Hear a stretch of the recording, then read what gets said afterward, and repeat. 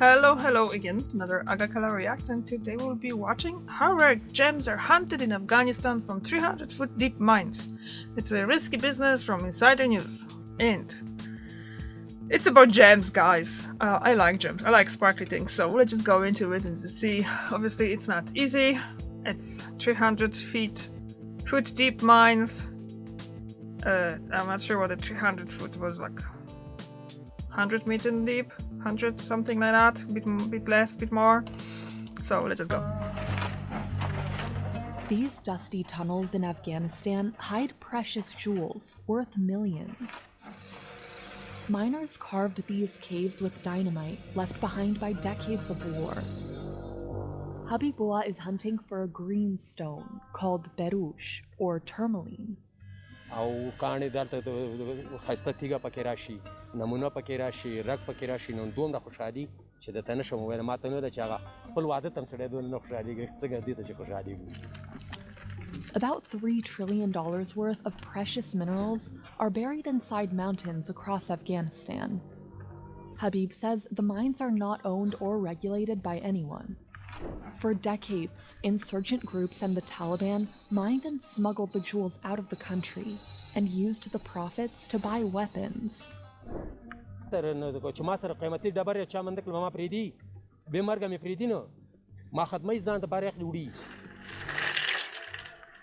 Even today, 95% of gems leave the country illegally.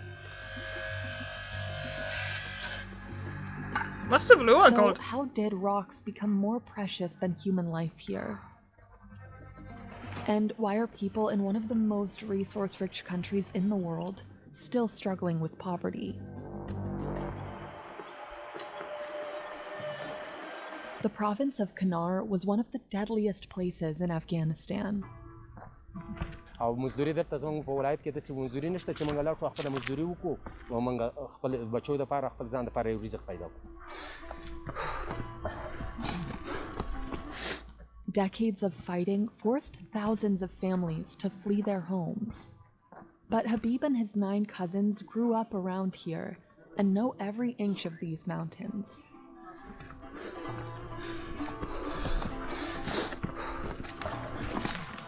Habib hikes for 10 hours to reach a campsite nearly 10,000 feet above sea level. That's high.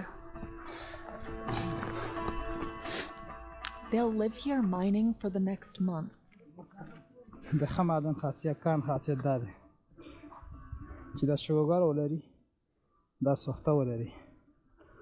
Habib first spotted tourmaline in these mountains 25 years ago.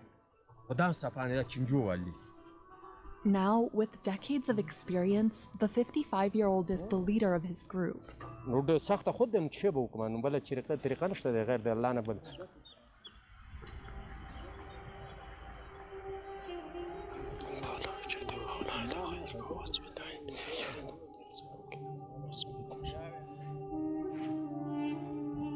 And with that short prayer, the men are ready to crawl down 300 feet.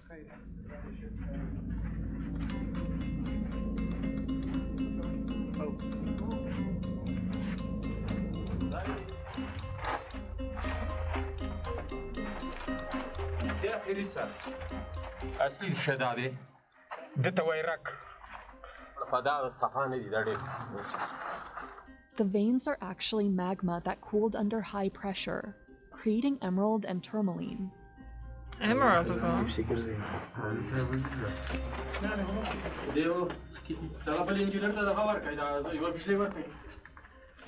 They're already 300 feet deep, and they can't go any farther without air.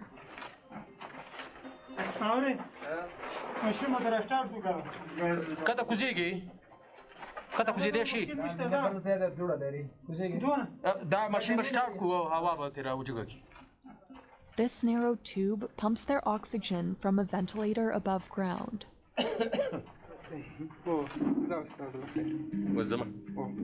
Inhaling all this dust can scar I was just thinking on all the dust. ځکه دې کې بمونه خلاص شوي انفجار شوی هغه اکسیجن نه لري چې ته ورشي. But nothing stops these men. Today, they're going even deeper into the mine because they've gotten everything they can from these walls. او موږ چې خپل ځان ګورو لکه د عمر زموږ جون چې کوم یو دی دا په ضلالت کې دی کمزورتۍ کې دی چې پکېدلې موږ دې نیسو صحیح ده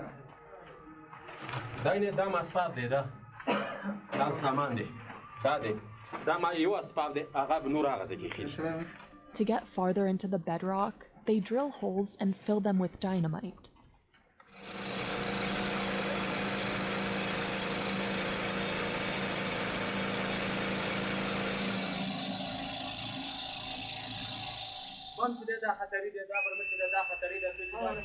جیب چې کوم یو دی بل ځای کې ولاړ دی دی باندې که درمنې وان را خلاص شه دا د چت سره نیسي که مرګلی د سره نه یې وژني دي اوس په بله غریبي زموږ نشته همدغه کار دی دې کې لګوي. The bedrock that contains the gems is often brittle and could easily collapse with heavy drilling. Save money. Yeah, it's not safe at all. But that's, like he said, they have no other options to do it, so they have to keep going with it. And I'm guessing they're getting pennies on all those millions worth gems, just enough for them to survive, and then just keep going with what they're doing. This is how, unfortunately, world works, no matter where you are. If you are the manual laborer and you're trying to get something done, like you're on the bottom of the thing. When someone needs more emeralds and stuff like that, they not cheap on the markets in, I don't know who's doing those selling of those gems and stuff like that. It's Amsterdam or something like that, the diamonds and stuff like that, isn't it? It's always the same, no matter what it is. It's just basically people that they mining them or find them or looking for them and stuff like that, getting the smallest part of that, and then somewhere alongside the market line they're going very little, then someone else is getting slightly more for that, and then there's a massive hike up in the price, isn't there? And then when it goes to the market, so I have to find something to look how that actually works because it's interesting. 30 miners were buried alive at a gold mine in another province. د مر سره لوبې دي که نه مر سره لوبې دي که نه دا بمونه دي دا دغه دي موږ داسې مجهزه جامه نه لرو ډېر مړ شو. The dynamite is all set. Now they have less than a minute to get out of this tunnel.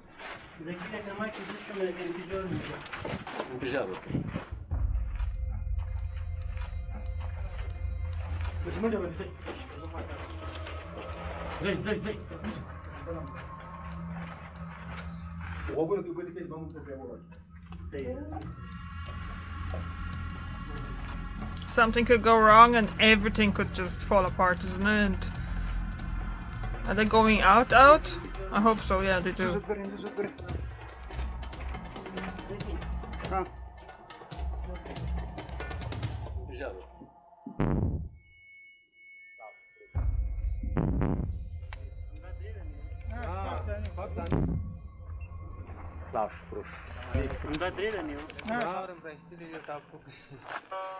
په ټوله ورځ کې زمونږ 3 ساعته نه دی 3 ساعته زمونږ خالي د دمای چې هغه انفجار ورکوو په دې سره چې موږ د سهار چې د مانځه نه وروسته کار شروع کړو تر د ماښام د شپې د 10-11 پورې موږ کار کوو.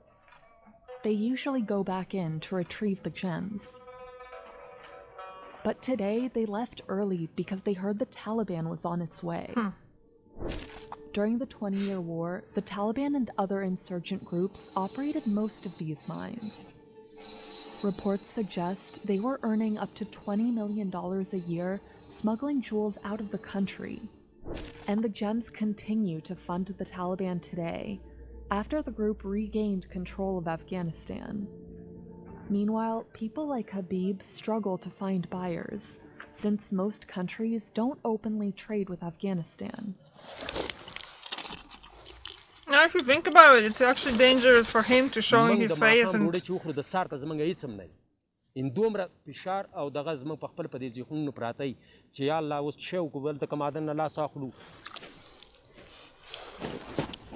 His only option is selling to local jewelers. He divides the money among his workers. Habib makes about $140 a month, nearly double the average salary in this country. But he has to feed his wife and 12 children, and it's hard to sell his gems for more.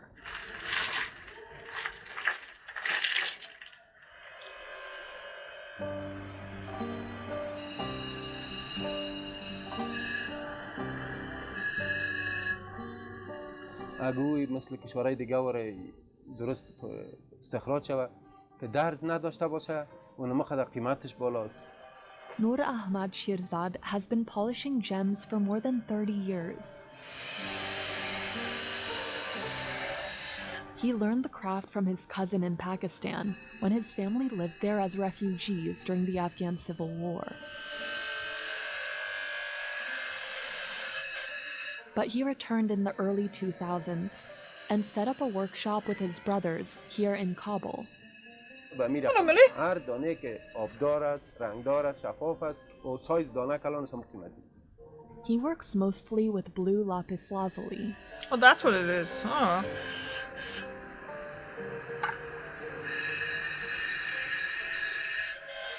باز از 10 کیلو یزی 1 کیلو این نگین پاک شدگی مبره.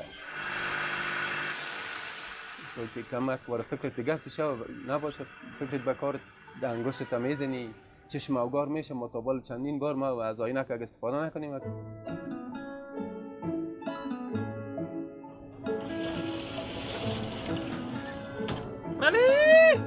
Noor's younger brother, Amir Ahmad Shirzad, runs the store upstairs. What would you like?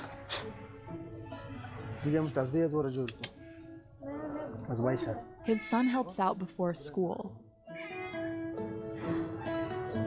They sell everything from dishes to jewelry and sculptures. Amir says he prices items based on the weight of the stones and how long each piece took to make.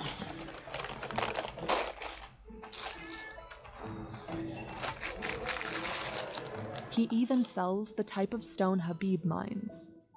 این سنگا بیروچ است. $800 هم است. And he makes these prayer bead necklaces himself.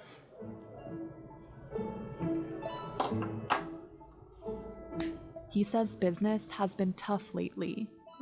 قبلا خب خارجی ها بود، مشتری ها پروازا بود، مشتری های ما می آمدن. خارجی ها بود، افغان های خودمون بود، در نمایش های بین المللی اشتراک میکردن.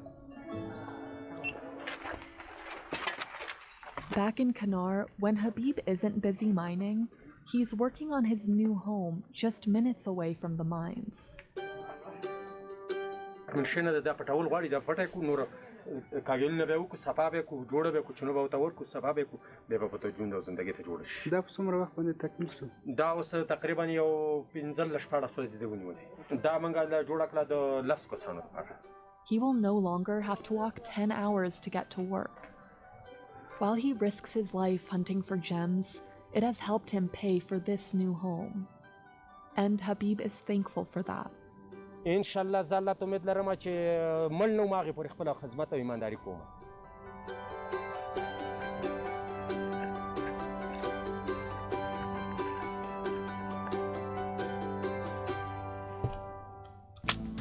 Yeah, this is like another one. Mike has inexpensive phones and cars, but why do miners make next to nothing, is it? Yeah, like I was saying there in one of the ad breaks, that most people, when the miners or people that they making the basic stuff is just getting like a very, very little money, and then next step just getting like the man that basically said, oh, this could get $800, and the man that mines those rocks earns $140 a month. So it's, I understand that obviously he mines them and then he gives them to jeweler, that the jeweler have to put more work into it as well. But it's just kind of seeming like it's very unfair, isn't it? Okay, that's all I have to say about it, because I don't really know much about working with the jewels, gems and stuff like that, so yeah. Thank you very much for watching, and I see you tomorrow. Bye!